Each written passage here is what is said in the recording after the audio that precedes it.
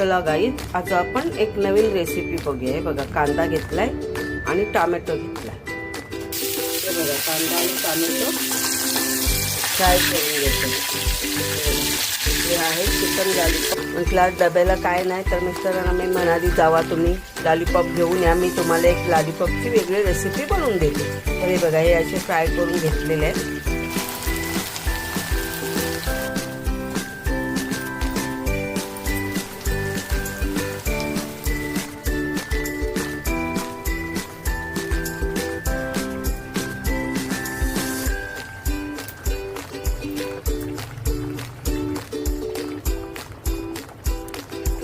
हे बघा, ग्रेव्हीतले lollipop ready आहे.